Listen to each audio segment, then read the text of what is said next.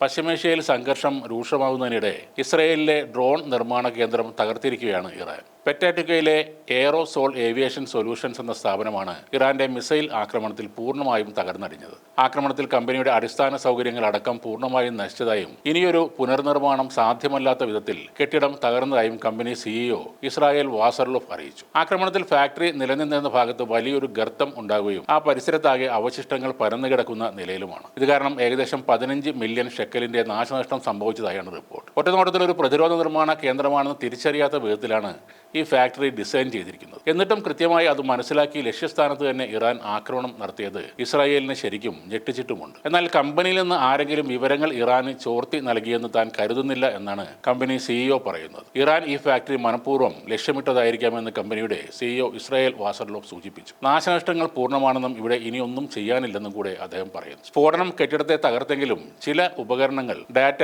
ഉൽപാദന ഫയലുകൾ, ചില ഡ്രോണുകൾ എന്നിവ വീണ്ടെടുക്കാൻ കഴിഞ്ഞെന്നും അദ്ദേഹം പറയുന്നുണ്ട്. ഫാക്ടറി പൂർണ്ണമായും പൊളിച്ചു മാറ്റേണ്ടി വരുമെന്നാണ് സൂചനകൾ. ഇസ്രായേൽ സൈന്യത്തിന് ആവശ്യമായ ഡ്രോണുകൾ, പൈലറ്റ് ഹെൽമറ്റുകൾ, ബോംബ് നിർമ്മാണ വസ്തുക്കൾ എന്നിവ നിർമ്മിക്കുന്ന തന്ത്രപ്രധാനമായ സ്ഥാപനമാണ് എയറോസോൾ. കഴിഞ്ഞ ദിവസമാണ് എയറോസോളിനെ വാലോറെക്സ് എന്ന സ്ഥാപനം ഏറ്റെടുത്തത്. 35 മില്യൺ ഷെക്കലിന്റെ ഏറ്റെടുക്കലിന് പിന്നാലെയാണ് ഇറാന്റെ ആക്രമണം ഉണ്ടാകുന്നത്. ഇസ്രായേലിന്റെ പ്രതിരോധ ഉൽപ്പാദനത്തെ ഈ ആക്രമണം ബാധിക്കുമോ എന്ന ആശങ്ക വർദ്ധിക്കുന്നതിനും ഇത് കാരണമായിട്ടുണ്ട്. എന്നാൽ ഇസ്രായേൽ സൈന്യത്തിനുള്ള വിതരണ തടസ്സങ്ങൾ താൽക്കാലികം ആയിരിക്കുമെന്ന് വാസർലോഫ് പറയും. ഒരാഴ്ചക്കുള്ളിൽ ബദൽ സൗകര്യങ്ങളിലൂടെയോ പ്രതിരോധ പങ്കാളികളുമായി സഹകരിച്ചോ പ്രധാന ഉൽപ്പാദന ലൈനുകൾ പുനഃസ്ഥാപിക്കാനുള്ള ശ്രമങ്ങൾ നടക്കുന്നുണ്ടെന്നും അദ്ദേഹം പറഞ്ഞു. അതേസമയം ഇറാന്റെ സൈനിക ശേഷി മുഴുവൻ തകർത്തെന്ന് വീമ്പിളക്കിയ ശേഷവും അവരുടെ പ്രത്യാക്രമണം ശക്തമായതോടെ സർവ്വ നിയന്ത്രണവും വിട്ട് പച്ചത്തെറി വിളിക്കുകയാണ് അമേരിക്കൻ പ്രസിഡന്റ് ഡൊണാൾഡ് ട്രംപ്. ഇറാനിലെ വൈദ്യുത നിലയങ്ങളും പാലങ്ങളും എല്ലാം നശിപ്പിക്കുമെന്ന ഭീഷണിയുമായി ട്രൂത്ത് സോഷ്യൽ എഴുതിയ കുറിപ്പിലാണ് കേട്ടാൽ അറക്കുന്ന തെറിവിളിയുമായി ട്രംപ് രംഗത്ത് വന്നത്. ചൊവ്വാഴ്ച ഇറാനെ സംബന്ധിച്ചിടത്തോളം വൈദ്യുത നിലയങ്ങളുടെ ദിനവും പാലങ്ങളുടെ ദിനവും എല്ലാം ഒത്തുചേർന്ന ഒന്നായിരിക്കും. അതിന് തുല്യമായ മറ്റൊന്നും ഇതുവരെ ഉണ്ടായിട്ടുണ്ടാവില്ല.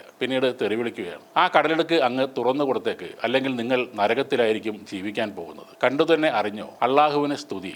ഇതായിരുന്നു കുറിപ്പ്. ഇതിനിടയിലാണ് നിറയെ ചീത്ത വാക്കുകൾ ട്രംപ് പറയുന്നത്. 48 മണിക്കൂറിനകം ഹോർമുസ് തുറന്ന് ഒത്തുതീർപ്പിന് തയ്യാറായില്ലെങ്കിൽ ഇറാൻ നരകമാക്കുമെന്ന് ട്രംപ് നേരത്തെ ഭീഷണി മുഴക്കിയിരുന്നു. അതിനിടെ അമേരിക്കയുടെ 2 വിമാനങ്ങൾ കൂടി തകർത്ത് ഇറാൻ കനത്ത തിരിച്ചടി നൽകിയതോടെയാണ് ഡൊണാൾഡ് ട്രംപ് സമനില തെറ്റിയ പോലെ പെരുമാറുന്നത്. കഴിഞ്ഞ ദിവസം വിമാനം തകർന്നു വീണ് കാണാതായ അമേരിക്കൻ വൈമാനികനെ രക്ഷപ്പെടുത്താനെത്തിയ 2 അമേരിക്കൻ വിമാനങ്ങൾ കൂടി വീഴ്ത്തി എന്നാണ് ഇറാൻ അവകാശപ്പെട്ടത്.